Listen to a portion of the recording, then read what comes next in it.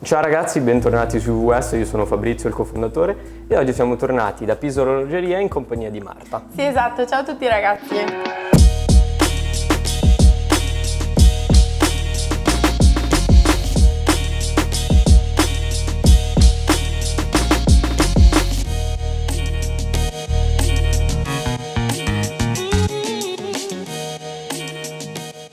Dico tornati perché chi ci segue su Instagram sicuramente avrà visto il tour che abbiamo fatto nelle loro boutique e gli orologi che abbiamo raccontato. Oggi prendiamo un format un po' diverso dal solito perché non andiamo a raccontarvi di un orologio nello specifico, ma andiamo a darvi alcuni consigli che possono tornare utili soprattutto in vista dell'estate. Allora, innanzitutto grazie a tutti voi per esserci venuti a trovare nel nostro laboratorio. È bello scambiare due parole di persona. Assolutamente, dopo tutti questi mesi chiusi e non chiusi sicuramente fa molto piacere. Io prima di fare questo video mi sono domandato più volte quali potevano essere dei problemi che si continuavano a ripresentare, che per voi orologiai magari tra colleghi vi dite cavolo, ma davvero sempre questo problema, cioè le persone non capiscono che devono fare attenzione a queste cose. C'è qualche caso del genere che capita? Sì, assolutamente, devo dire che ogni giorno ce ne capitano davvero di tutti i colori. Però quello che ci si presenta più spesso è quando il cliente torna dicendo che l'orologio non funziona. Noi facciamo tutti i controlli, ma in verità le macchine ci dicono che è tutto regolare il funzionamento.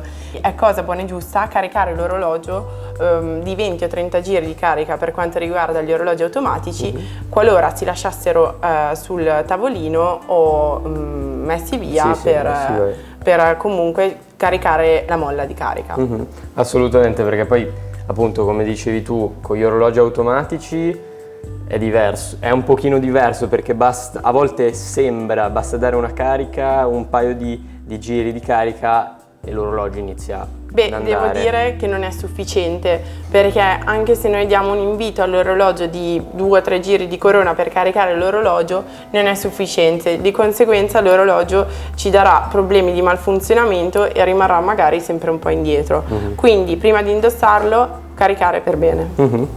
Bene, adesso allora iniziamo con i 3 consigli che ci vogliamo dare, no? Innanzitutto, come primo consiglio che mi sento di darvi, che mi sono capitate diverse disgrazie, esatto, quando possedete un orologio col cinturino, come ad esempio il tuo, assicurarsi di indossare l'orologio su una base ben solida, come può essere un tavolino, per completare l'operazione in totale sicurezza. Sì, beh certo, perché spesso si sottovalutano le cadute degli orologi, magari anche da altezze minime si pensa che l'orologio sia tutto ok perché ha solo qualche ammaccatura o graffio, ma magari all'interno il meccanismo è, non dico distrutto, però quasi, potrebbero esserci gravi problemi, no? Sì, esatto, magari si può fare un intervento parziale come sostituire il vetro, ma noi sconsigliamo perché magari qualche scaglia di vetro potrebbe innescarsi all'interno del movimento e rovinare tutto il meccanismo interno come il ruotismo. Secondo consiglio che mi sento di darvi riguarda gli orologi al quarzo.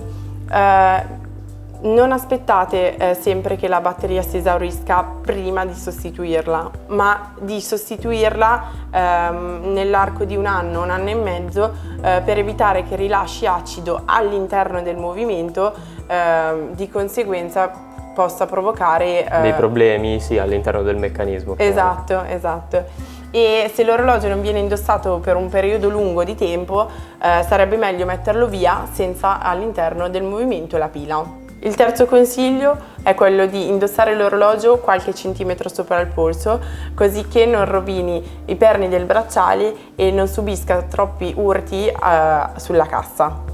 Certo, perché almeno io qualche volta porto anche, cioè su gli orologi con bracciali in metallo, a volte li porto anche un pochino più larghi perché d'estate, non lo so, in certi casi è più comodo. Certo. E non sapevo sinceramente che causasse tutti questi problemi. Sì, esatto, muovendosi tanto la cassa potrebbe darsi che l'orologio subisca questi forti urti e di conseguenza anche all'interno del movimento potrebbero subire dei danni. Invece per quanto riguarda il magnetismo, noi qualche tempo fa abbiamo fatto un video appunto su questo argomento e in tanti ci hanno detto sì, ma il magnetismo alla fine nell'orologeria moderna non è un così grosso problema. Tu cosa ci puoi dire su questo? Io consiglio sempre di non tenere gli orologi a stretto contatto con dispositivi magnetici come ad esempio i tablet, gli smartphone, i computer, perché potrebbero dare problemi di malfunzionamento. Di conseguenza sarebbe meglio tenere sempre lontani gli orologi da questo tipo di fonti magnetiche. Esatto. Io anzi, per dire, spesso appoggio il mio orologio al posto che appoggiarlo su un tavolo, lo appoggio al cellulare perché dico, cavolo, preferisco un attimo così e magari il piano non è completamente liscio e lo appoggio lì. Perfetto, non devo farlo.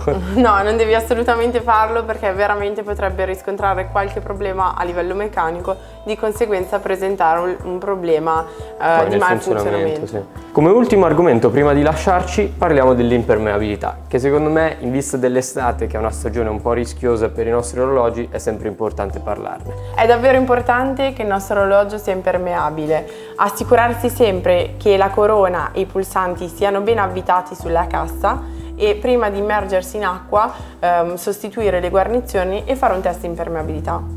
Dopo aver sostituito le guarnizioni facciamo sempre un test di impermeabilità ad aria prima di riconsegnare l'orologio ai nostri clienti.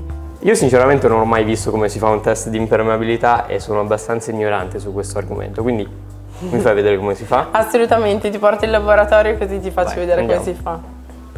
Eccoci qua nel nostro laboratorio, questa è la nostra macchina di impermeabilità ad aria ed ora vi farò vedere come funziona. Basta semplicemente appoggiare il nostro orologio sul sensore, avvicinarlo e farlo partire. La nostra macchina ha due tipi di test, in decompressione e in pressione.